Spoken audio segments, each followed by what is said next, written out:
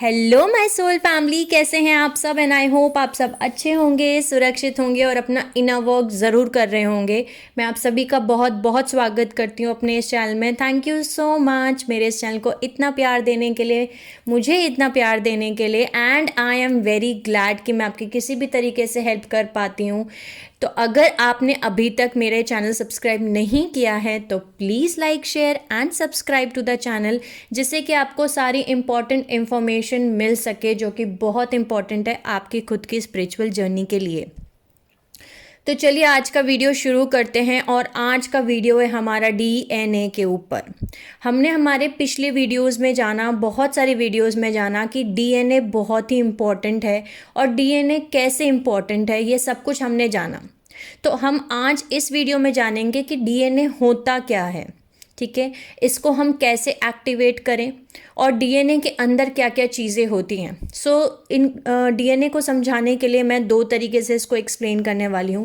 पहला साइंटिफिक तरीके से, जो हमने स्कूल्स में हमारे पढ़ा होगा, जो आपको गूगल पे भी मिल जाएगा, उस तरीके से कि डीएनए होता क्या है। दूसरा स्पिरिचुअल तरीके से समझाने वाली हूँ, मैं आपको बताने वाली हूँ, ठीक है। शुरू करते हैं। बेसिकली डीएनए एक ऐसा मॉलिक्यूल ब्लूप्रिंट है जो हर लिविंग थिंग के लिए ज़रूरी है। यानी एक जो भी लिविंग बींग्स हैं हमारी प्लानट पे, उन सभी के अंदर डीएनए होता है, चाहे वो एनिमल्स हैं, प्लांट्स हैं, ह्यूमन बींग्स हैं, सभी के अंदर डीएनए होता है, ठीक है। बेसिकली डीएनए क्रिएट करता है आरएनए, आरएनए क्रिएट करता है प्रोटीन्स, और प्रोटीन्स क्रिएट करते हैं लाइफ। ओके, अब ये हमने जाना कि डीएनए जो होता है वो एक बेसिकली बंच ऑफ एटम्स हैं जो कि इकट्ठे स्टक होते हैं, और डीएनए एक्ट करता है एज अ ब्लूप्रिंट, या मैं बोलूँ रेसिपी, जो कि लिविंग बींग्स को बनाने के लिए ज़रूरी है। जैसे कि फॉर एग्जांपल अगर आप खाना बना रहे हैं तो उसके लिए आपको एक रेसिपी चाहिए होगी, ठीक है। तो वो जो रेसिपी है वो आपका डीएनए है, यानी आप जो लिविंग बींग है उसको बनाने की रेसिपी जो है वो डीएनए है, ठीक है। डीएनए जो होता है वो बताता है कि अमीनो एसिड्स जो हैं वो कैसे लाइन अप होते हैं खुद ही, और कैसे परफेक्ट प्रोटीन शेप्स में वो कन्वर्ट होते हैं, ठीक है। डीएनए जो है वो नाइट्रोजिनस बेस से मिलके बनता है, और नाइट्रोजिनस बेस जो है वो न्यूक्लिक एसिड से मिलके बनता है। बेसिकली न्यूक्लिक एसिड में जो है वो 4 तरीके के केमिकल्स प्रेजेंट होते हैं, ठीक है। जो 4 तरीके के डिफरेंट केमिकल्स होते हैं एंडोलिन, फिर सीटोसिन, गुआनिन एंड थायमिन, ठीक है। आई होप मैं प्रोनाउंस कर रही हूँ करेक्ट, ओके।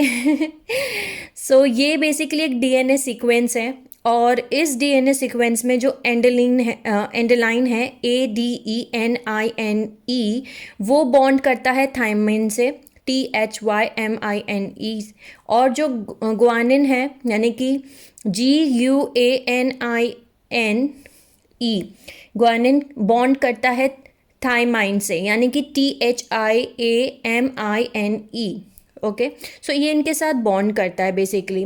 तो अब हम जानते हैं कि जो हमारा डीएनए है वो बेसिकली एक सीक्वेंस के बेस पे बनता है, ठीक है। और ये जो होते हैं इनके अंदर हमारे बेसिकली अमीनो एसिड्स होते हैं, और अमीनो एसिड्स जो होते हैं वो बहुत ही छोटे टिनी लिटिल केमिकल्स होते हैं, जिनके अंदर बहुत सारी बॉडीज़ होती हैं जो कि हमारी बिल्डिंग ब्लॉक्स क्रिएट करते हैं, हमारी लाइफ को क्रिएट करते हैं। यानी कि अमीनो एसिड्स जो हैं वो प्रोटीन्स को बनाते हैं, प्रोटीन्स दूसरे केमिकल्स को कंबाइन करके लिविंग सेल्स को बनाते हैं, और लिविंग सेल्स हमारे टिश्यूज़ को बनाते हैं, टिश्यूज़ हमारे ऑर्गन्स को बनाते हैं, और ऑर्गन से हम पूरे एंटायर क्रिएचर हम पूरे बनते हैं। ये हो गया हमारा साइंटिफिक एक्सप्लेनेशन। बेसिकली मैं आपको इसको कंक्लूड करने के लिए ऐसा बोल सकती हूँ कि DNA is just like a pen drive, ठीक है। डीएनए एक ऐसा पेन ड्राइव है जिसके अंदर सारी इंफॉर्मेशन स्टोर होती है। अगर 1 ग्राम ऑफ डीएनए जो है वो अराउंड 700 टेराबाइट्स इंफॉर्मेशन स्टोर कर सकता है, तो आप समझ सकते हैं कि कितना लार्ज नंबर ऑफ इंफॉर्मेशन आपके डीएनए में स्टोर हो सकती है। It's like a pen drive, okay. अब जब हम मैंने आपको बताया कि 4 केमिकल एलिमेंट्स से ये मिलके बनता है। ये जो 4 केमिकल एलिमेंट्स हैं इन सभी के अंदर न्यूक्लिक एसिड कनेक्ट करता है सारे एलिमेंटल सब्सटेंस जो प्लैनेट के सब्सटेंस हैं, जैसे कि 4 एलिमेंट हैं हमारे प्लैनेट अर्थ पे, air, water, fire and earth. So जब हम हमारे 4 एलिमेंट्स को प्लैनेट अर्थ पे पॉल्यूट कर रहे हैं, ठीक है, पॉल्यूशन क्रिएट कर रहे हैं, सो हम हमारे डीएनए के अंदर न्यूक्लिक एसिड को भी पॉल्यूट कर रहे हैं, ठीक है। सो ये था साइंटिफिक तरीके से एक्सप्लेन करना आपको कि कैसे डीएनए जो है on basis of science term की क्या होता है। सो एक ऐसा मॉलिक्यूल है जो कि एनकोडेड है, जितने भी जेनेटिक इंस्ट्रक्शंस हैं जो हमारे डेवलपमेंट और फंक्शनिंग में यूज़ होते हैं लिविंग बींग्स की तरह काम करने के लिए, उसमें सारी चीज़ें स्टोर होती हैं। लेकिन जैसे कि आपको पता है, जैसे मैंने अपने पिछले वीडियोस में भी बताया था कि जब हमारा मरकाबा फील्ड को हाईजैक किया गया, मदर प्लैनेट अर्थ के मरकाबा फील्ड को हाईजैक किया गया, उस समय ह्यूमैनिटी डीएनए को अनप्लग्ड किया गया, ठीक है, और higher functioning of DNA lost हो गया। जितने भी लिविंग बींग्स हैं वो 3 मेन मॉलिक्यूल्स पे बेसिकली अपने बायोलॉजिकल फंक्शंस को जीते हैं या रहते हैं। और ये जो 3 मेन बायोलॉजिकल मॉलिक्यूल्स हैं, ये हैं डीएनए, आरएनए एंड प्रोटीन्स। सो ये जो 2 स्ट्रैंड्स ऑफ डीएनए हैं ये रन करते हैं एकदम अपोजिट डायरेक्शन में टू ईच अदर, और इसीलिए हम इनको बोल सकते हैं लाइक एंटी पैरेलल तरीके से ये काम करते हैं, ठीक है।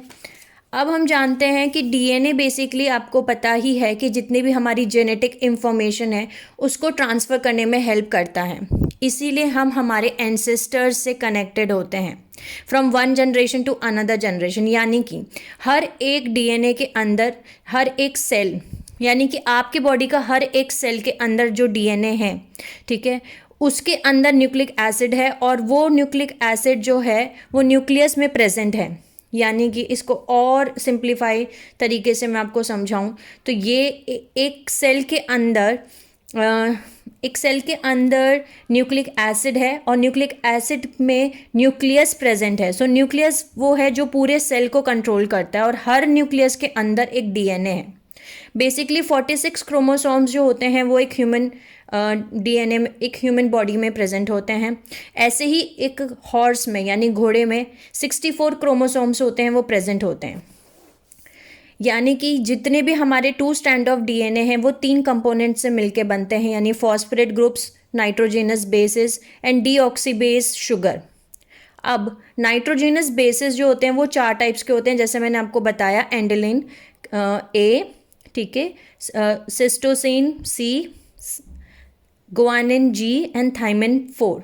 ओके, सो एंडेमिन क्रिएट करता है बॉन्ड थाइमिन से, और गायमिन क्रिएट करता है बॉन्ड सिस्टोसाइन से। आई होप मैं इनको प्रोनाउंस करेक्ट कर रही हूँ, because I am trying my level best, ठीक है, जिसकी वजह से ये दोनों स्ट्रैंड्स आपस में स्टिक करते हैं, जुड़ते हैं आपस में। अब 2 स्ट्रैंड ऑफ डीएनए एकदम नॉर्मल ह्यूमन सोल के अंदर होना लाजमी है। आप सबने पढ़ा होगा अपने स्कूल में, अपने आसपास में, कि हमारे 2 स्ट्रैंड्स ऑफ डीएनए होते हैं। आज तक हम यही पढ़ते आए हैं, क्योंकि मरकाबा हाईजैक के टाइम पे हमारे 10 स्ट्रैंड ऑफ डीएनए को तोड़ दिया गया था, सिर्फ 2 स्ट्रैंड ऑफ डीएनए रह गया था। तो जो 10 स्ट्रैंड ऑफ डीएनए है हमारा, वो इनविजिबल है, या हमारे दूसरे रैम में है, जो कि डिसकनेक्टेड है, अनप्लग्ड है। और जब आप अपनी स्पिरिचुअल जर्नी को शुरू करते हैं, जब आप अपनी कुंडलिनी अवेकनिंग प्रोसेस को स्टार्ट करते हैं, और आप अपनी डिफरेंट टाइप्स ऑफ बॉडी से कनेक्ट होना शुरू करते हैं, वो भी हमने डिस्कस किया है कि आपके डिफरेंट टाइप्स ऑफ बॉडी क्या क्या होती हैं। उनको मैं डिस्क्रिप्शन बॉक्स में लिंक ऐड कर दूंगी अगर आपने वो वीडियो नहीं देखा है तो, ठीक है। तो जब हम अपनी कुंडलिनी अवेकनिंग प्रोसेस को शुरू करते हैं, तो जो हमारे 10 स्ट्रैंड ऑफ डीएनए हैं जो हमारी बॉडी से अनप्लग्ड हैं, जो हमारे अंदर एक्टिवेट नहीं है, डिसकनेक्टेड हैं, हम उनको एक्टिवेट करना शुरू कर देते हैं, ठीक है। सो बेसिकली जितने भी डीएनए हैं उसके अंदर सारी इंफॉर्मेशन, सारा स्ट्रक्चर जो ह्यूमन को क्रिएट करने के लिए लगती है, वो सब कुछ स्टोर होता है, ठीक है। प्लस जो भी जेनेटिक इंफॉर्मेशन है, यानी आपके बाल कैसे होंगे, या फिर मान के चलिए आपके घर में सबकी हाइट बहुत लंबी है तो आपकी भी हाइट लंबी होगी, ठीक है। या फिर आपके फैमिली में सबका आंखों का कलर ब्राउन है तो आपके भी आंखों का ब्राउन कलर होगा। ये सारी इंफॉर्मेशन आपके डीएनए में स्टोर होती है, जो आपकी 1 जनरेशन से दूसरी जनरेशन में पास ऑन हो रही होती है, ठीक है। अब इसके अलावा भी बहुत सारी चीज़ें हैं जो पास ऑन होती हैं एक जनरेशन से दूसरी जनरेशन में। सो इसको अब हम साइंटिफिक तरीके से हमने जान लिया, अब हम जानते हैं स्पिरिचुअल तरीके से। सो बेसिकली आपके अंदर दो टाइप का डीएनए है। पहला डीएनए जो आपका सोल डीएनए है, दूसरा डीएनए जो बायोलॉजिकल डीएनए है। सोल डीएनए का मतलब ये है कि अगर मान के चलिए फॉर एग्जांपल आप एक स्टार सीड हैं, सो आपके अंदर स्टार सीड डीएनए भी है, ठीक है, ये आपका सोल डीएनए है बिकॉज आप एक स्टार सीड हैं। या आप एक लाइट वर्कर हैं तो आपका एक लाइट वर्कर डीएनए होगा, या फिर अगर आप एक ट्विन फ्लेम है सो आपका ट्विन फ्लेम डीएनए होगा। सो ये आपका सोल डीएनए है। लेकिन जो सेकंड टाइप का डीएनए है वो है आपका बायोलॉजिकल डीएनए। बायोलॉजिकल डीएनए का मतलब ये है कि कुछ परसेंट ऑफ डीएनए आपको आपके बायोलॉजिकल फादर और मदर, जो आपके बायोलॉजिकल फादर और मदर हैं, उनसे आपको मिलता है। अब इस बायोलॉजिकल डीएनए के अंदर बहुत सारे डिस्टॉर्शंस, बहुत सारे वुंड्स, कार्मिक इम्प्रिंट्स, बहुत सब कुछ चीज़ें स्टोर हैं, क्योंकि आप मैंने जैसे पिछली वीडियो में भी बताया था आपको कि आप अपने एंसेस्टर से सब कुछ ट्रांसफ़र करते हैं बिकॉज ऑफ डीएनए। क्योंकि डीएनए इकलौती ऐसी चीज़ है जो आपको एंसेस्टर्स से कनेक्ट करके रखती है।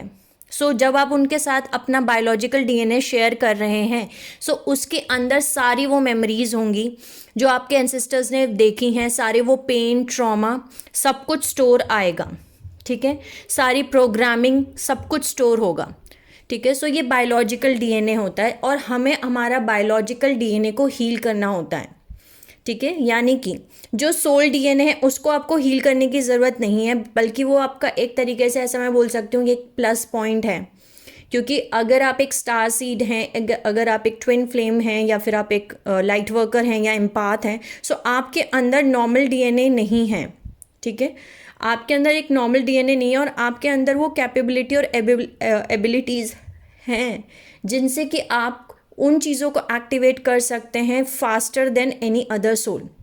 वैसे जितनी भी सोल्स हैं, ये बहुत इंपॉर्टेंट पॉइंट है, इसको नोट कर लीजिए, जितनी भी सोल्स प्लैनेट अर्थ पे हैं वो सभी यूनिक हैं, सभी स्पेशल हैं, कोई भी डिस्क्रिमिनेशन नहीं है। लेकिन जैसे कि मैंने अपने पिछले वीडियो में भी बताया था कि जब हमारा मरकाबा फील्ड को हाईजैक कर लिया गया और हमारे 10 स्ट्रैंड को तोड़ा गया और मरकाबा फील्ड का रोटेशन उल्टा किया गया, उस समय प्लैनेट अर्थ की हालत को देख के गैलेक्टिक फेडरेशन ने एक डिसीजन लिया कि अब हाईली इवॉल्व सोल्स जो हैं वो प्लैनेट अर्थ पे जन्म लेंगी। इसी वजह से बहुत सारे स्टार सीड्स, बहुत सारे ट्विन फ्लेम्स इस समय पे जन्म लेके आ रहे हैं, बर्थ लेके आ रहे हैं, ताकि वो इस डीएनए को हील कर सकें, इस डीएनए को एक्टिवेट कर सकें, ठीक है, अपने कार्मिक पैटर्न्स को चेंज कर सकें, यूनियन क्रिएट कर सकें, मरकाबा फील्ड को करेक्ट कर सकें, उसको राइट डायरेक्शन में घुमा सकें बाय क्रिएटिंग अपनी खुद की मरकाबा फील्ड को करेक्ट करके। और असेंशन जर्नी जो मदर प्लैनेट अर्थ पे अभी चल रही है, मदर प्लैनेट अर्थ पे हम एक नए डायमेंशंस में एंटर हो रहे हैं, हम 3D से 5D में जा रहे हैं, हम एक नए एज को क्रिएट कर रहे हैं। सो उसमें अपना योगदान दे सकें, अपना कंट्रीब्यूशन दे सकें, ठीक है। सो इसीलिए हाईली इवॉल्व सोल्स को यहाँ पे भेजा गया, ठीक है। अब हम जानते हैं कि हमारा बायोलॉजिकल जो डीएनए है उसमें बहुत सारे, मैंने आपको बताया था कि कर्मा है, नेगेटिव पैटर्न्स हैं। अब हम ये जानते हैं कि जो हमारा बायोलॉजिकल डीएनए है उसको हमें हील करने की ज़रूरत है, उसको हमें चेंज करने की ज़रूरत है, बिकॉज आपके बायोलॉजिकल डीएनए में बहुत सारा कर्मा है, बहुत सारे नेगेटिव प्रोग्रामिंग है, बहुत सारी ऐसी चीज़ें हैं जिनको आपको रिलीज़ करने की ज़रूरत है और हम उसी पे काम करते हैं। बीइंग अ स्टार सीड, अगर आप एक स्टार सीड हैं, अगर आप एक लाइट वर्कर हैं, एक एम्पाथ हैं, एक ट्विन फ्लेम जर्नी में हैं, या फिर आप एक सोलमेट जर्नी में हैं, या फिर आप एक ओल्ड सोल हैं, आपका सबसे पहला सोल पर्पस ही यही है कि आप अपने उस डीएनए को, जो कि बायोलॉजिकल डीएनए है, जो कि डॉर्मेंट है, अनप्लग्ड है, डिस्कनेक्टेड है, उसको आप एक्टिवेट करें, उसको आप हील करें, उसको आप चेंज करें। क्योंकि जो ओरिजिनल डीएनए है वो 12 स्ट्रैंड्स ऑफ डीएनए है, जिसको हम सिलिकेट डीएनए भी कहते हैं, ठीक है।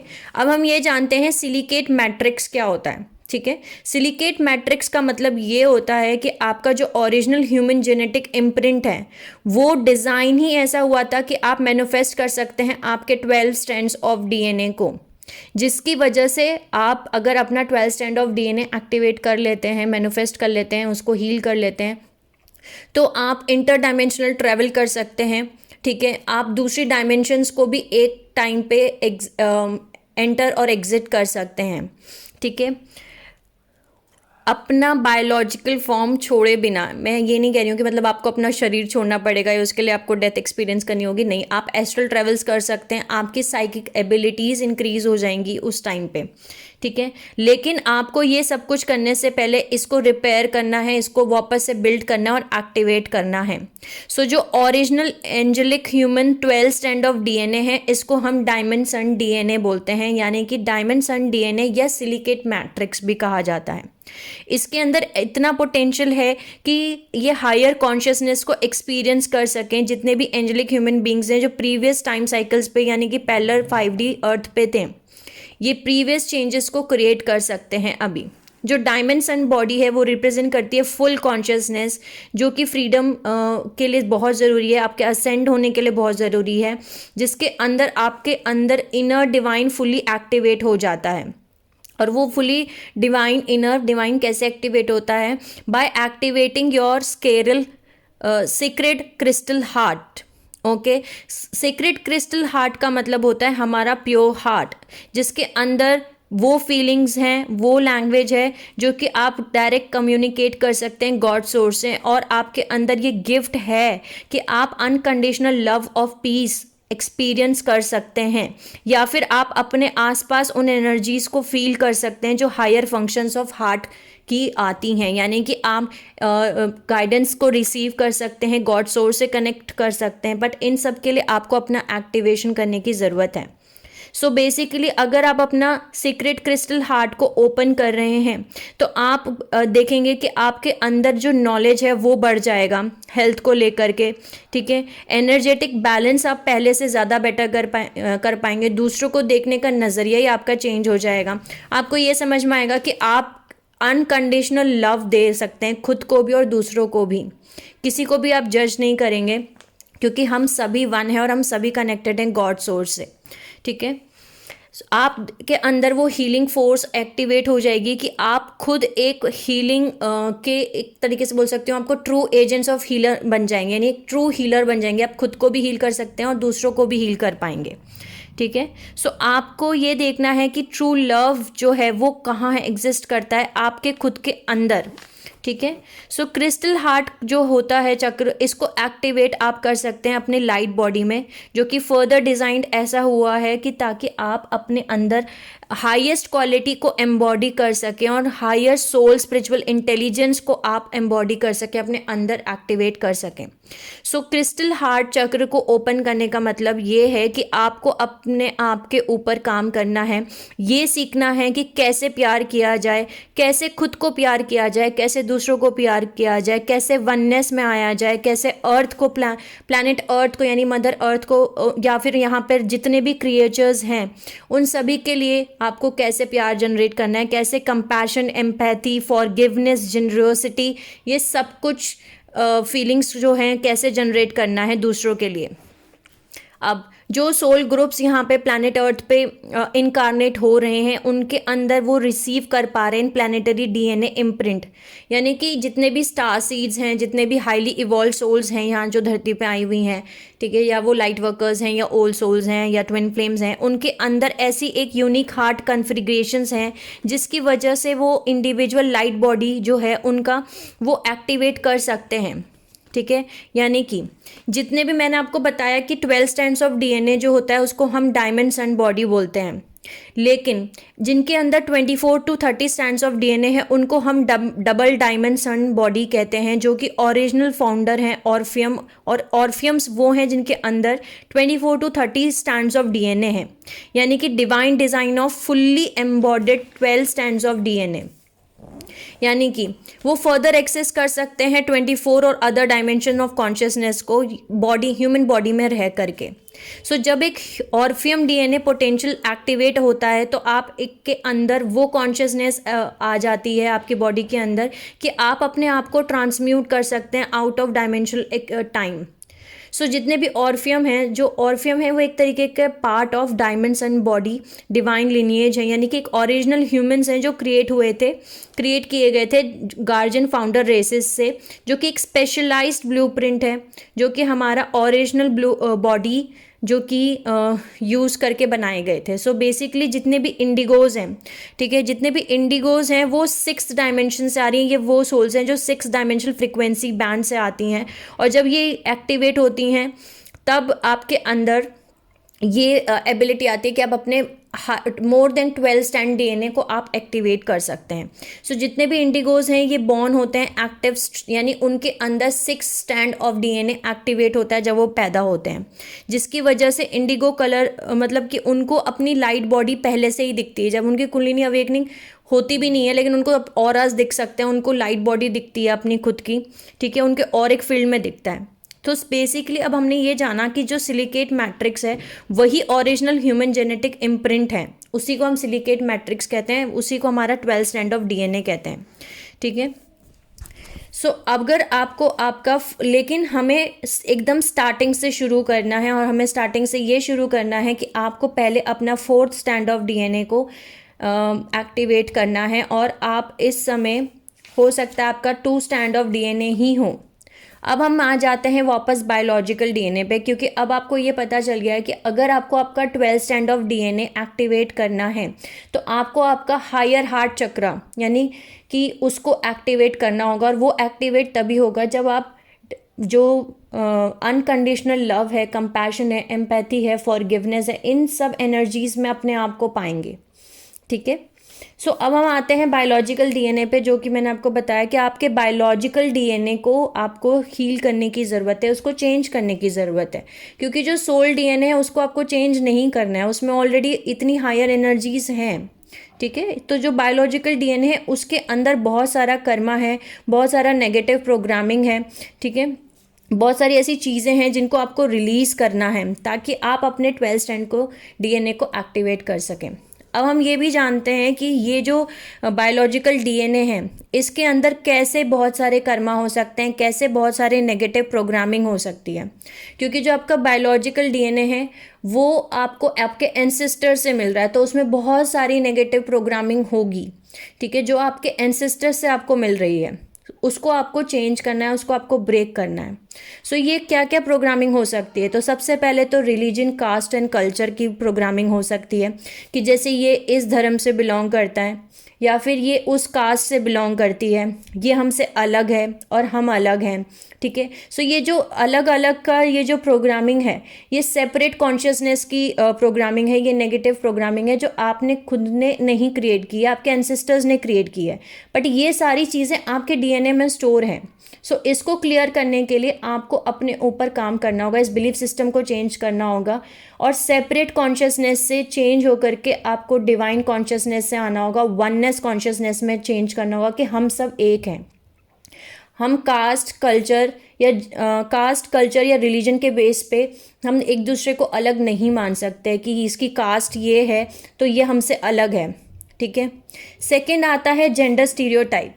जेंडर स्टीरियोटाइप लाइक वुमेन और मेन, यानी कि बचपन से ये बताना कि ये आदमी है या ये औरत है और आदमी ज़्यादा सुपीरियर होना चाहिए या फिर औरत ज़्यादा सुपीरियर होनी चाहिए, या घर में सिर्फ आदमियों की ही चलेगी या फिर औरतों की ही चलेगी, ये औरत को आदमी को डोमिनेंट होना लाइक उसको हक है कि वो औरतों पे हाथ उठा सकता है या उनको मार सकता है, या उसका ही हक है कि वो घर चला सकता है या वो डिसीजंस ले सकता है।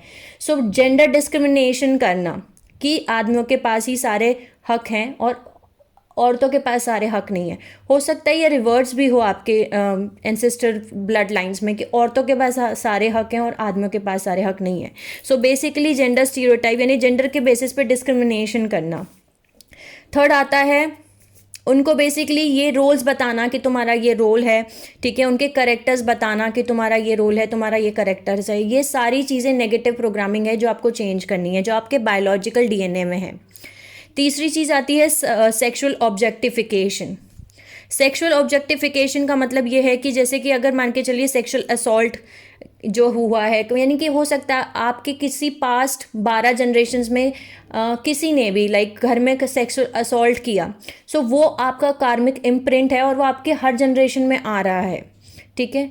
नेक्स्ट आता है यानी कि एक औरत को एज अ सेक्स ऑब्जेक्ट ही देखना, ठीक है, या फिर वो एक एज अ सेक्स मशीन ही है, कुछ भी हो सकता है। सेक्सुअल ऑब्जेक्टिफिकेशन का मतलब यही होता है कि आप सेक्सुअल असॉल्ट कर रहे हैं, ठीक है, या फिर औरत का धर्म है कि वो आदमी को खुश करे, ठीक है, या उनको सबमिट करे, अपनी सेक्सुअल एनर्जीज़ को खुल के एक्सप्रेस नहीं कर सकते हैं।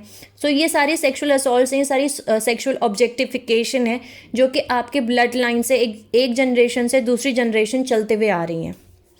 नेक्स्ट आता है फियर्स।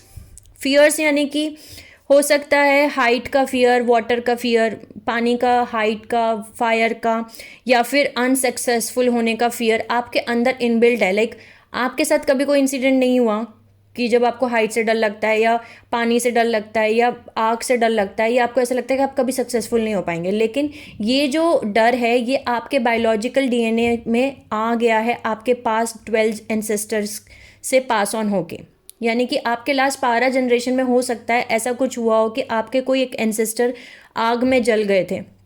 अब वो डर आपके पास भी घूम के आ गया, बिकॉज हम सब कुछ ट्रांसफ़र कर रहे हैं इस डीएनए की वजह से, ठीक है। नेक्स्ट आता है हमारा ट्रॉमा या ट्रॉमेटिक इवेंट। यानी कि ऐसा कोई ट्रॉमा या ऐसे कोई ट्रॉमेटिक इवेंट जो आपके एंसेस्ट्रल ब्लड लाइन में हुआ लेकिन उसको हील नहीं किया गया, वो उस एनर्जी को शेयर नहीं किया, वो कभी भी अपनी लाइफ में एक्सप्रेस ही नहीं कर पाए, उस बात को बता ही नहीं पाए किसी को घर में। अगर कोई पास 12 जनरेशन में कुछ ऐसी घटना घटी कि आपके कोई भी लाइक बाबा, अम्मा, नाना, नानी, परदादा, परदादी, मम्मी, पापा, चाचा, ताऊ, कुछ भी उनके साथ इतनी बड़ी घटना घटी कि वो किसी को वो कुछ बता ही नहीं पाए, लेकिन वो सारा ट्रॉमा इवेंट आपके लाइफ में भी आ जाएगा बायोलॉजिकल डीएनए की वजह से। सो आपको उस इवेंट को हटाना है, उनको घटाना है, उनको हील करना है। ये सारी चीज़ें इसलिए ज़रूरी हैं कि जब तक आप इन चीज़ों को हील नहीं करेंगे, इनको चेंज नहीं करेंगे, तब तक आप अपने अंदर का इनर मैस्कुलिन और इनर फेमिनिन का यूनियन नहीं कर सकते, ठीक है। नेक्स्ट और लास्ट पॉइंट आता है कर्स। कर्स यानी कि पॉवर्टी का कर्स, कि जैसे आप चाहे कितना भी कोशिश कर लें लेकिन आप सक्सेसफुल नहीं हो पाते। लाइक जॉब में या बिजनेस में आप कितनी भी एजुकेशन कर लें लेकिन आपके घर में कभी भी वो पॉवर्टी कॉन्शियसनेस आती ही है। लाइक एक कर्स है जो चलता आ रहा है एंसेस्टर से, लाइक जनरेशन टू जनरेशन, कि आप हमेशा गरीबी में ही रहते हैं। नेक्स्ट आता है कर्स ऑफ ट्रू लव। यानी कि आपके घर में एक कर्स चला आ रहा है एक जनरेशन से दूसरी जनरेशन कि आपको कभी आपका ट्रू लव नहीं मिलेगा, ठीक है। हमेशा आप गलत मैरिजेस में फंस जाते हैं, कार्मिक रिलेशनशिप्स को मैनिफेस्ट कर लेते हैं और फिर पूरी ज़िंदगी उसको फेस करते हैं। भले आपको आपके ट्रू लव पता चल गया था कि ये आपका सोलमेट है या आपकी ट्विन फ्लेम है, लेकिन फिर भी आपकी शादी उनसे नहीं हो पाई। सो ये एक कर्स है।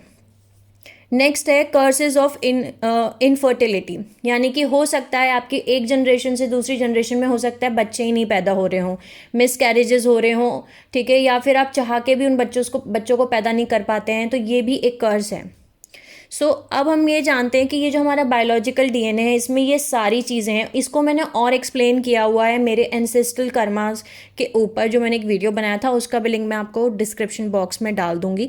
सो आप उसको देख सकते हैं, उसमें मैंने और एक्सप्लेन किया हुआ है कि ये क्या क्या कर्सेस होते हैं। लेकिन इस वीडियो में हम डीएनए की बात कर रहे हैं। ये सारी चीज़ें आपको डीएनए में मिली हैं, आपके बायोलॉजिकल डीएनए में स्टोर हैं, ये आपको आपके एंसेस्टर्स से मिली हुई हैं। सो आपको आपके बायोलॉजिकल डीएनए को हील करना है और उसको चेंज करना है। सो हील कैसे करें और चेंज कैसे करें? चेंज ऐसे करें कि जैसे मान के चलिए जो भी प्रोग्रामिंग है, जो भी नेगेटिव प्रोग्रामिंग है, जैसे कि फॉर एग्जांपल अगर आपके ऐसी नेगेटिव प्रोग्रामिंग है कि आपके घर में रिलीजन, कास्ट और कल्चर के बेसिस पे किसी को जज किया जाता है कि ये एक अलग कास्ट से है, सो ये हमसे अलग है, तो आपको उसको चेंज करना है और एक्सेप्ट करना है कि ये और हम अलग है ही नहीं। कोई फ़र्क नहीं पड़ता कि ये हिंदू है या ये, कोई फ़र्क नहीं पड़ता कि ये मुस्लिम है, कोई फ़र्क नहीं पड़ता ये क्रिश्चियन है, हम सब एक ही हैं, ठीक है। सो जो प्रोग्रामिंग चलती आ रही है ये आपको पता करना है कि आपके घर में क्या नेगेटिव प्रोग्रामिंग है जो चलती आ रही है, जिसको आपको ब्रेक करना है, चेंज करना है, उसको आपको चेंज करना है, ठीक है।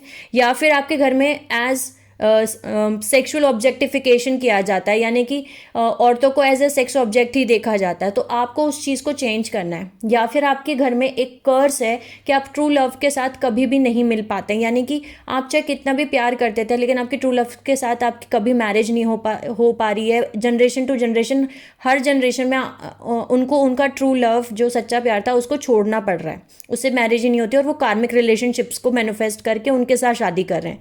सो अब आपको ये चेंज करना है कि इस बार आपको आपका ट्रू लव चुनना है, ठीक है। सो इन प्रोग्रामिंग्स को आपको चेंज करना पड़ेगा।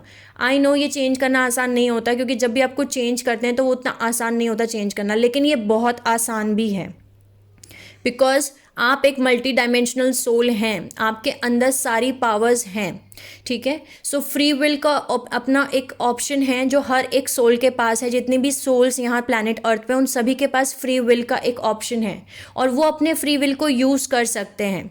और जब आप अपने फ्री विल को यूज़ करते हैं तभी आप अपनी लाइफ को क्रिएट करते हैं, क्योंकि याद रखिए आप ही हैं अपनी लाइफ के creators. You are the creator of your own life. So आप ही अपने लाइफ के क्रिएटर हैं, और आप अपनी ही लाइफ नहीं क्रिएट कर रहे हैं, आप अपनी फ्यूचर जनरेशन्स को भी क्रिएट कर रहे हैं, और अपनी जो पास्ट एंसेस्टर्स हैं उनके साथ भी जो कुछ हुआ था उस पैटर्न्स को भी आप ब्रेक कर सकते हैं, हील कर सकते हैं, अपने बायोलॉजिकल डीएनए से रिलीज कर सकते हैं by choosing your free will. यानी अपनी फ्री विल का इस्तेमाल करके उन चीज़ों को, उन पैटर्न्स को स्टॉप कर सकते हैं, ठीक है। सो अब आपको ये बताती हूँ मैं कि आप उनको हील कैसे करें। सबसे पहले तो आपका स्केरल चक्र और सोलर प्लेक्सस चक्र। स्केरल चक्र बहुत इंपॉर्टेंट है, उसको एक्टिवेट कीजिए, उसको हील कीजिए, क्योंकि सारी मेमोरीज आपके स्केरल चक्र में ही स्टोर है, ठीक है। सो आपके स्केरल चक्र, सोलर प्लेक्सस चक्र और रूट चक्र, इन तीनों चक्रों को एक्टिवेट करना शुरू कीजिए।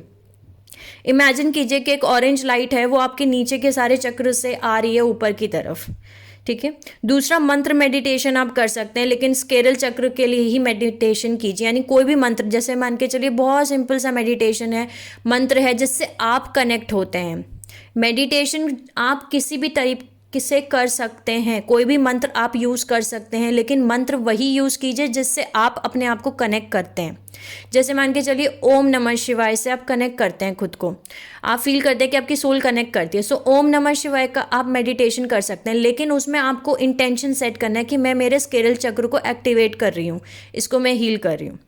नेक्स्ट आता है 528 हेज़ार्ड फ्रिक्वेंसी मेडिटेशन। यानी कि 528 हेज़ार्ड की फ्रिक्वेंसी के ऊपर आप मेडिटेशन कीजिए, और यूट्यूब पे बहुत सारे वीडियोस हैं जो 528 हेज़ार्ड फ्रिक्वेंसी अगर आप डालेंगे तो बहुत सारी मेडिटेशंस आपके सामने निकल के आएंगे, ठीक है। अब मैं आपको ये भी बताती हूँ कि कुछ चीज़ें हैं जो आप और यूज़ कर सकते हैं, ठीक है, जैसे कि जिनसे आप ये पता लगा सकते हैं, जैसे मैंने आपको बता दिया कि कैसे आप इनको हील कर सकते हैं, कैसे आप उनको चेंज कर सकते हैं, और जैसे जैसे आप अपने अंदर का इनर वर्क करेंगे, जैसे जैसे आप अपनी हीलिंग करेंगे, तो वैसे वैसे ये सारी चीज़ें चेंज होना शुरू हो जाएंगी। लेकिन आपको ये पता लगाना ज़रूरी है कि आपको रिलीज़ क्या करना है। जैसे मैंने आपको कुछ एग्जांपल्स दिए कि आपके बायोलॉजिकल डीएनए में बहुत सारी नेगेटिव प्रोग्रामिंग सेट है, ठीक है, वो पहले से ही चली आ रही है, वो जनरेशन टू जनरेशन चली आ रही है, ठीक है। सो इसको हम थोड़ा और डिटेल से जानते हैं कि क्या चीज़ है जो आपको रिलीज़ करनी है, ताकि आप ये ओल्ड लिमिटिंग प्रोग्राम्स को ब्रेक कर सकें, चेंज कर सकें इनको।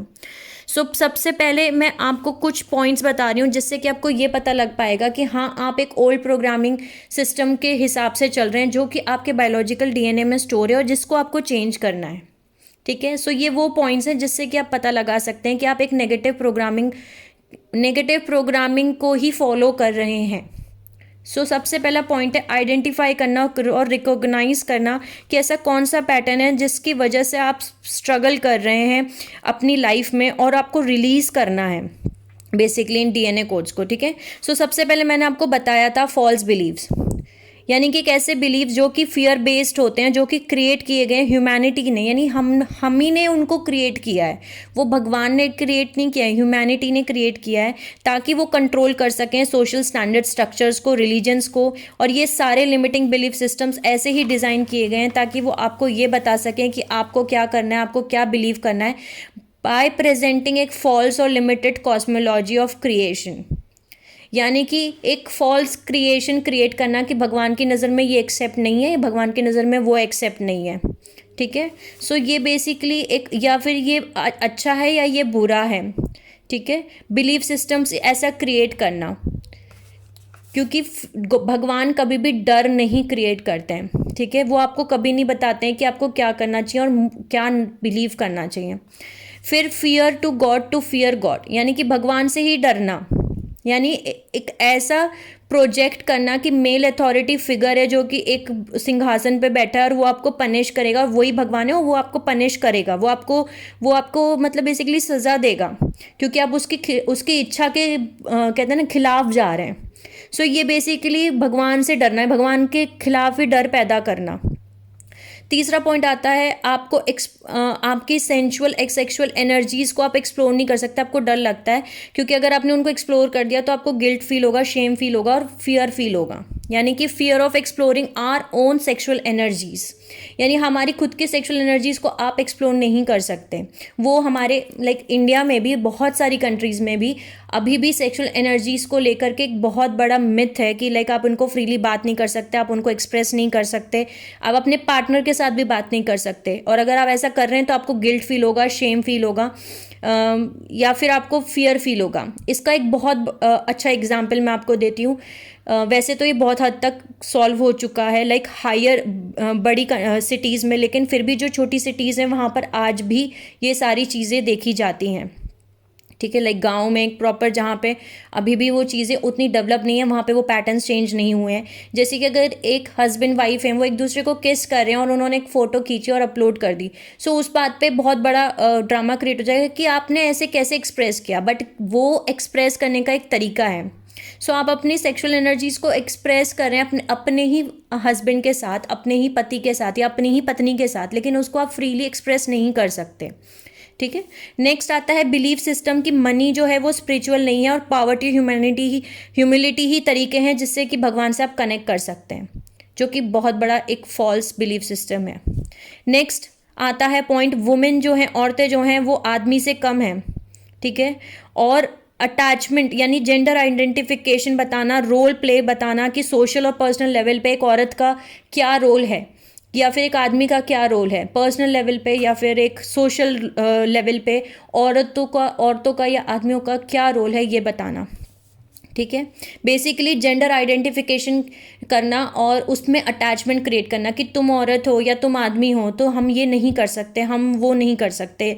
ठीक है, सो ये जेंडर आइडेंटिफिकेशंस हैं, ये अटैचमेंट है आपके खुद के जेंडर के हिसाब से कि आप एक औरत हैं तो आप ये नहीं कर सकते। नेक्स्ट आता है अपनी पावर को दे देना स्पिरिचुअल या रिलीजियस अथॉरिटी फिगर्स जो कि सिर्फ ये कोट करती है कि हम आपको बचा लेंगे, यानी विक्टिम कॉन्शियसनेस। ये बिलीव करना कि आपको अपनी पावर दे देनी है या अपने आप को आपको उनको दे देना है अपनी पर्सनल फुलफिलमेंट के लिए, ताकि आप लव फील कर सकें किसी और से, यानी भगवान आपको प्यार करेंगे लेकिन उसके लिए आपको अपनी खुद की पर्सनल पावर दे देनी है। भगवान कभी नहीं कहते कि भगवान सबको इक्वल प्यार करते हैं, उनके लिए हम सब बच्चे हैं। ठीक है, भगवान अनकंडीशनल लव करते हैं, जितने भी उन बच्चे हैं हम सभी से वो अनकंडीशनल प्यार करते हैं। ठीक है, सो अब हमें हमारी जो पर्सनल पावर है वो किसी भी स्पिरिचुअल या रिलीजियस फिगर को नहीं देनी है, ताकि वो हमें ये बताता है कि भाई अब तुमने हमें मतलब वो, अगर इसका मैं एक एग्जांपल देती हूँ, बहुत अच्छा एग्जांपल है। हम सभी ने एक मूवी देखी है जो आमिर खान की मूवी थी, पीके। ओके, पीके मूवी थी। पीके मूवी में दिखाया गया था कि आमिर खान जो अनुष्का शर्मा है उसके घर में एक कोई बाबा जी होते हैं, राइट। वो बताते हैं कि इस दिन पूजा करनी चाहिए, उस दिन वैसा करना चाहिए, ऐसा नहीं बोलना चाहिए, भगवान को बुरा लग जाएगा, ऐसा नहीं करना चाहिए। सो जो पर्सनल पावर थी उस फैमिली की, वो पूरी फैमिली की पावर जो है बाबा ने ले रखी थी। ठीक है, यानी कि घर में एक बाबा हैं, वो डिसाइड करते हैं कि घर में किसकी शादी किससे होगी, यानी कि कौन सी सोल कैसी है और कौन सी सोल कैसी नहीं है। सारी पर्सनल पावर्स उस बाबा ने ले रखी थी, और वो सब अगर वैसे ही कर रहे हैं तो आप भगवान आपको प्यार कर रहे हैं, और नहीं कर रहे तो अब आपको भगवान प्यार नहीं करेंगे। सो ये भी एक बिलीफ सिस्टम है।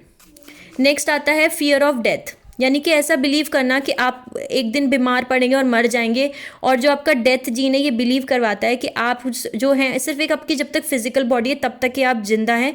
ठीक है, यानी ये जब तक आपकी बॉडी है तब तक ही आप जिंदा हैं, इसके बाद आप मर जाएंगे, आपका अस्तित्व खत्म।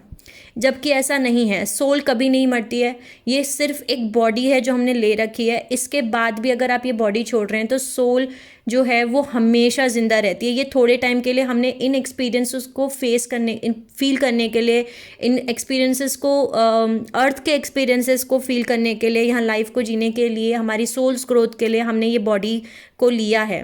ठीक है, सो सोल कभी नहीं मरती है। नेक्स्ट आता है हमारा बिलीफ सिस्टम कि हमें सफ़र करना पड़ेगा ताकि हमारे लाइफ में हम एक्सपीरियंस कर सके ब्लिस को। ये भी एक बिलीफ सिस्टम है। नेक्स्ट, दूसरों को जज करना और ख़ुद को भी जज करना, ये भी एक बिलीफ सिस्टम है। नेक्स्ट, कन्फर्मिंग कि करंट ट्रेंड और फैशन क्या चल रहा है और कंटिन्यू फीड करना कंज्यूमर इंडस्ट्री को और फील करना कि हमारे पास कभी इनफ होता ही नहीं और हमेशा ज़्यादा चाहने की इच्छा करना। ठीक है, यानी कि ऐसा बिलीव है कि जितना ज़्यादा हो सकता है उतना खरीदो और जितना ज़्यादा आप खरीदोगे उतना ज़्यादा आपको खुशी मिलेगी। नेक्स्ट आता है मैरिज कोड और breeding children. Over identification of gender, यानी कि I am a woman and I am an man, यानी कि ये इंडिया में बहुत ज़्यादा है। इवन ये मैंने मेरी खुद की पर्सनल ट्विन फ्लेम जर्नी में भी फील किया कि अगर आपको बच्चे पैदा करने हैं तो आपको शादी करना कंपलसरी है और बिना शादी के आप बच्चे नहीं पैदा कर सकते। ठीक है, मैरिज कोड ज़रूरी है, यानी कि मैरिज के अंदर आप कुछ भी करें, यानी कि इसको मैं और डिटेल से बताती हूँ। आज बहुत सारी मैरिजेस में ऐसा होता है कि आपने मैरिज कर ली, ठीक है, उसके बाद भी आप देख रहे हैं कि जो हस्बैंड है वो कहीं और किसी और के साथ जाके फिजिकल रिलेशंस बना रहा है, वो अपनी ही वाइफ को चीट कर रहा है, और वाइफ कहीं और जाके रिलेशंस बना रही है, वो भी अपने हस्बैंड को चीट कर रही है, लेकिन वो एक्सेप्ट है सोसाइटी में क्योंकि वो दोनों ही मैरिज में हैं। लेकिन अगर आपने एक दूसरे के साथ मैरिज नहीं की है, ठीक है, और आप अब एक किसी के साथ फिजिकल रिलेशंस बना रहे हैं, तो वो एक्सेप्ट नहीं है सोसाइटी में क्योंकि आपने शादी नहीं की। सो ये मैरिज कोड है। इसका एक और एग्जांपल लेते हैं। मान के चलिए आप किसी से प्यार करते हैं और बहुत ज़्यादा आप किसी से प्यार करते हैं, आप दोनों किसी एक दूसरे से बहुत प्यार करते हैं, लेकिन आप दोनों को नहीं लगता कि आपको शादी करनी चाहिए, तो आपने शादी नहीं की लेकिन आपने बच्चे कर लिए। सो ये भी एक मैरिज कोड है कि आपने बिना शादी किए बच्चे कैसे पैदा कर लिए। सो बच्चे पैदा करने के लिए आपको शादी करनी कंपलसरी है। सो ये बहुत बड़ा एक नेगेटिव बिलीफ सिस्टम है जो कि हमारी सोसाइटी में चलता आ रहा है। ठीक है, नेक्स्ट बात आता है इस जो मैंने अभी आपको पॉइंट बताया, ये बिलीफ सिस्टम जो मैरिज कोड का और बच्चों को पैदा करने का एक कोड है कि बच्चे आप तभी पैदा कर सकते हो जब आपकी शादी हो गई है। इसमें आपको यही बताया जाता है कि आप एक औरत हो या आप एक आदमी हो, आप ऐसा नहीं कर सकते हो, बिना शादी के आप बच्चे नहीं पैदा कर सकते हो।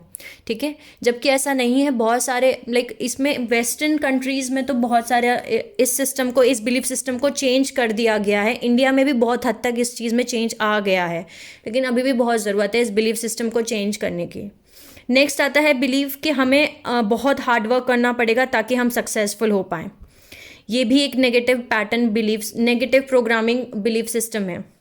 Next, illusion of ownership and consumer industries manipulation और प्रेशर करना कंटिन्यूसली कि ज़्यादा से ज़्यादा खरीदो उनके प्रोडक्ट्स, कंज्यूम करो ताकि वो लेटेस्ट और ग्रेटेस्ट हो, और ज़्यादा से ज़्यादा डेप्थ क्रिएट करो। यानी कि आपने आजकल बहुत सारे एडवर्टाइजमेंट्स आते हैं कि आप ये प्रोडक्ट खरीदें, आप वो प्रोडक्ट खरीदें, आप ये कपड़े खरीदें, आप वो कपड़े खरीदें, और वो प्रोडक्ट्स इतने महंगे हैं बट वो प्रॉपर ब्रांड के हैं। सो आपको खरीदने पड़ेंगे क्योंकि आपको अपना वो स्टेटस मेंटेन करके चलना है। सो ये चाहे आपको उसके लिए अपने डेप्थ में चले जाना पड़े, आपके ऊपर कर्जा हो जाए, लेकिन आपको उस चीज़ को मेंटेन करने के लिए आपको वो चीज़ें परचेज करनी पड़ेंगी। और कंज्यूमर मैनिपुलेशन होता है, वो दिखाते कुछ और हैं और होता एक्चुअली प्रोडक्ट कुछ और ही है। नेक्स्ट पॉइंट आता है कि आपको इतना हार्ड वर्क करना है ताकि आप वर्दी फील कर सकें, और आपको कंप्लीट फील करने के लिए आपको सक्सेसफुल होने की ज़रूरत है। ये भी एक पॉइंट है। ठीक है, यानी कि आप वर्दी तभी फील कर सकते हैं जब आप एक सक्सेसफुल इंसान हैं, तभी। नेक्स्ट आता है ऑब्सेशन विद एक्सटर्नल इमेज, यानी कि anything to keep you distracted from your inner self और इनर वर्ल्ड, यानी कि आपकी जो एक्सटर्नल इमेज है, जैसे मैंने आपको बताया एक आपकी सोसाइटी में इमेज है, चाहे घर के अंदर कुछ भी हो रहा हो, दैट डजेंट मैटर। घर में चाहे सोल्स आपके घर में ही फैमिली मेम्बर्स आपके खुश नहीं हैं, लेकिन सोसाइटी जो है बाहर से जब आपकी फैमिली को देख रही है तो वो देख रही है कितनी खुश फैमिली है, कितनी अच्छी फैमिली, इतनी खुश हैं सब, कितने सिंक्रोनाइज्ड हैं सब, कितना सब कुछ अच्छा चल रहा है। सो ये एक तरीके का ऑब्सेशन है कि आपको अपनी एक्सटर्नल इमेज को मेंटेन करने के लिए, उसके लिए आपको जो चाहे आपको करना पड़ता है और आप करेंगे। ठीक है, चाहे अंदर आपके घर के अंदर, चाहे उसके लिए आपको कुछ भी सेक्रीफाइस करना पड़े, आप वो कर देंगे। लेकिन आपकी जो एक्सटर्नल सोसाइटी में इमेज है, उस इमेज को मेंटेन करने के लिए आपको वही पैटर्न्स को फॉलो करना है, उन्हीं चीज़ों को फॉलो करना है। सो ये ऑब्सेशन है आपकी खुद की एक्सटर्नल इमेज के लिए। एक्सटर्नल इमेज कुछ नहीं होती, आप जब तक अंदर ही इनर ही कंप्लीट नहीं है, सो बाहर से कहाँ से आपको खुशी मिलेगी, कंप्लीटनेस फील होगी। नेक्स्ट आता है, you can not have pleasure without pain. ठीक है, ये भी एक बिलीफ सिस्टम है। ठीक है, यानी कि आपको प्लेजर फील करने के लिए सबसे पहले पेन के थ्रू पास ऑन होना होगा। Then addiction to lower emotions such as fear, anger, greed, hate, jealousy, envy etcetera. यानी कि लोअर इमोशंस के साथ एडिक्शन होना, कि फियर, जैसे कि कुछ लोगों को आपने मतलब बहुत बार सुना होगा अपने आसपास कि अरे यार हमें गुस्सा करना पड़ता है, अरे यार हमें डर लगता है, हमें हमें ये फील होता है, हमें उससे जलन होती है। लाइक आप एडिक्टेड हैं, भले ही आपकी स्पिरिचुअल जर्नी शुरू हो गई, लेकिन फिर भी आप लोअर इमोशंस में इतना ज़्यादा अब एडिक्टेड हो चुके हैं कि आप उन चीज़ों को चेंज नहीं कर पा रहे, क्योंकि वो एक जनरेशन से दूसरी जनरेशन में पास ऑन हो रही हैं। सो वो बहुत ही बड़ा प्रोग्रामिंग है जो कि बहुत सारी पिछली पास्ट जनरेशन से चलता आ रहा है, जो आपके डीएनए में स्टोर है। सो आप चाह के भी उन चीज़ों को निकाल नहीं पा रहे, तो आपको इन चीज़ों को ब्रेक करना है। इन लोअर इमोशंस से जो एडिक्शन आपने क्रिएट कर लिया है, इन लोअर इमोशंस का, इनको आपको ब्रेक करना है।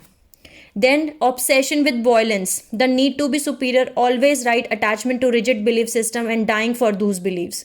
बहुत इंपॉर्टेंट पॉइंट है, बहुत ही ज़्यादा इंपॉर्टेंट पॉइंट है।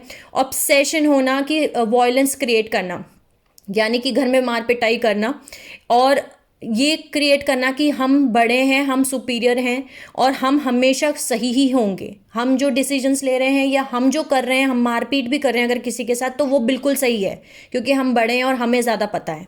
ठीक है, और अपने खुद के जो रिजिड बिलीफ सिस्टम्स हैं जिनको चेंज करने की ज़रूरत है, उन चीज़ों को चेंज ही नहीं करना, क्योंकि उनसे आपको अटैचमेंट्स, उन बिलीफ सिस्टम से आपको मोह क्रिएट हो चुका है। ठीक है, और उन बिलीफ सिस्टम्स के लिए आप मर भी जाएंगे, किसी को मार भी देंगे, लेकिन आप उन बिलीफ सिस्टम्स को चेंज नहीं करेंगे। इसका एक एग्जाम्पल लेते हैं। मान के चलिए किसी फैमिली में एक बिलीफ सिस्टम है कि हमारे घर की औरतें काम नहीं करती। अब अगर उस फैमिली में एक ऐसी सोल चली गई जो कि हाईली इवॉल्व सोल है और वो काम करना चाहती है, तो वो औरत जो काम करना चाहती है, वो सोल जो वहाँ पे काम करना चाहती है, उसको काम नहीं करने दिया जाएगा। अब उसको मारा जा रहा है, पीटा जा रहा है, और उसको बताया जा रहा है कि हमारे घर के बिलीफ सिस्टम्स नहीं है, हमारे घर में ये सब कुछ नहीं होता, आप काम नहीं कर सकते हो। और यही बिलीफ सिस्टम है, यही होता आ रहा है हर जनरेशन टू जनरेशन, आप काम नहीं कर सकते। ठीक है, सो चाहे उसके लिए उसको डिवोर्स ही देना क्यों ना पड़े, उस लड़की को घर, अपना पति को छोड़ना भी क्यों ना पड़े, लेकिन वो अपने बिलीफ सिस्टम्स नहीं चेंज करेंगे। ठीक है, नेक्स्ट पॉइंट आता है, there is a lack in the world and someone can have while others can not have. यानी कि दुनिया में कमी है, किसी के पास बहुत ज़्यादा है, किसी के पास बहुत कम है, जबकि हमारी हमारे प्लैनेट अर्थ पे इनफ है, यानी कि सभी के पास इनफ है। वी ऑल आर अबंडेंट, हमारा बर्थ राइट है कि हम अबंडेंट हैं। ठीक है, नेक्स्ट आता है addiction to sex, substance abuse to keep you stuck in lower chakras. बहुत इंपॉर्टेंट पॉइंट है और बहुत सारी सोल्स यहीं पे भी अटकी हुई हैं। ये भी एक बिलीफ सिस्टम, बिलीफ प्रोग्रामिंग है, नेगेटिव प्रोग्रामिंग है, जिसकी वजह से जो हमारे बायोलॉजिकल डीएनए से पास ऑन होकर आ रही है हमारे पास। यानी कि सेक्स का एडिक्शन होना, जिसकी वजह से बहुत सारे मेल्स प्रोस्टिट्यूशन के पास जाते हैं, प्रोस्टिट्यूट के पास जाते हैं, या बहुत सारी औरतें भी प्रोस्टिट्यूट के पास जाती हैं, मेल प्रोस्टिट्यूट के पास जाती हैं, एडिक्शन करती हैं, अपने घर में ही सेक्स कर रही हैं। सेक्स का एडिक्शन होना या किसी सब्सटेंस का एडिक्शन होना, यानी कि अल्कोहल लेना, ड्रग्स लेना, सिगरेट पीना, वीड पीना, कुछ भी हो सकता है वो। ठीक है, यानी कि या फिर आपको अब्यूज़ सहन करते रहना, या फिर अब्यूज़ करना, किसी को इमोशनल अब्यूज़ होता है, मेंटल अब्यूज़ होता है, गाली देना, गलौज करना, किसी की डिसरिस्पेक्ट करना, ताकि आप लोअर चक्रास में ही फंसे रह जाएं, ताकि आप लोअर फ्रिक्वेंसी में ही फंसे रह जाएं। नेक्स्ट आता है over dependency on continuous external stimuli, यानी कि दूसरों एक्सटर्नल स्टिमुलेशन, बाहर की किसी ऊपर की चीज़ों पे आपको डिपेंड होना, ओवर डिपेंडेंट हो जाना। यानी कि इसका एक एग्जांपल लेते हैं कि मान के चलिए आपको एक डिपेंडेंसी क्रिएट हो गई है कि जब तक मैं 2 ड्रिंक नहीं पीऊँगा ना, जब तक मैं 2 ड्रिंक नहीं मारूंगा ना, तब तक मुझे नींद नहीं आएगी। ठीक है, और वो 2 ड्रिंक पीने के बाद ही मुझे नींद आएगी। सो ये एक एक्सटर्नल स्टिमुलेशन है, आप खुद नेचुरल नहीं सो रहे हैं, आप डिपेंड हैं उस 2 ड्रिंक पे, 2 पैक ऑफ ड्रिंक पे, ताकि आप वो 2 पैक ड्रिंक ले सकें और सो जाएं। इसका और एग्जांपल लेते हैं, मान के चलिए बहुतों को एक एडिक्शन है कि हम जब तक एक मूवी नहीं देखेंगे ना तब तक हमें नींद नहीं आएगी। सो आप एक एक्सटर्नल चीज़ पे डिपेंड हैं, ये भी एक प्रोग्रामिंग है जो एक जनरेशन से दूसरी जनरेशन में आ रही है। नेक्स्ट आता है डार्क शेडो साइड को रिएक्ट करना और उनके एग्जिस्टेंस और उनको पावर देना। बहुत सारी सोल्स जो होती हैं वो ये आप सभी को पता है कि लाइट और डार्क दोनों एग्जिस्ट करते हैं, ठीक है, लेकिन वो डार्क साइडों पे ज़्यादा बात करेंगे, उनको ज़्यादा पावर देंगे और बोलेंगे नहीं ऐसा ही होता है, अब क्या कर सकते हैं, चोरी तो होती ही है, अब क्या कर सकते हैं, मर्डर तो होते ही हैं, अब क्या कर सकते हैं, रेप तो होते ही हैं, क्या कर सकते हैं, ऐसे आपने कहते हुए सुना होगा। सो वो जो शेडो साइड है, या जैसे पति तो मारता ही है, अब क्या कर सकते हैं। सो ये सारी चीज़ें वो हैं जो आप पावर दे रहे हैं उन शेडो साइड को, या चीटिंग तो करना ही, अब क्या कर सकते हैं, हमारे ये सुनते ही नहीं, लाइक ये सारी जो बातें हैं ये आप शेडो साइड को पावर दे रहे हैं, ठीक है। उनको एग्जिस्ट, आपको पता है वो एग्जिस्ट करती हैं, वो एग्जिस्टेंस में हैं और उनको आप पावर दे रहे हैं, ठीक है, उनको रिएक्ट कर रहे हैं, उनको पावर भी दे रहे हैं, आप उनको चेंज नहीं कर रहे लेकिन उनको पावर दे रहे हैं, ठीक है। सो ये थे वो पॉइंट्स जिनसे आप पता लगा सकते हैं कि आपके अंदर नेगेटिव प्रोग्रामिंग चल रही है, बिलीफ सिस्टम जो आपके चल रहे हैं, नेगेटिव प्रोग्रामिंग एक बायोलॉजिकल डीएनए में आपके स्टोर है या नहीं है, ठीक है। सो आई होप मैं आपको समझा पाई कि डीएनए क्या होता है। ये थोड़ा लंबा वीडियो हो गया था बट मैं पूरी कोशिश करती हूँ कि आपको सभी को समझ में आ सके, ठीक है। सो नेक्स्ट वीडियो में हम मिलेंगे और नेक्स्ट वीडियो में मैं कुछ अफर्मेशंस भी बताऊंगी। उन अफर्मेशंस को आप यूज़ कर सकते हैं ताकि आप अपने इन कोड्स को, इन जो आपके ओल्ड बिलीफ पैटर्न है, प्रोग्राम्स हैं, इनको आप चेंज कर सकें, ठीक है। Sending you lots of love, healing and happy energies to all my soul family जो मेरा ये वीडियो सुन रहे हैं। Take care of yourself and see you soon.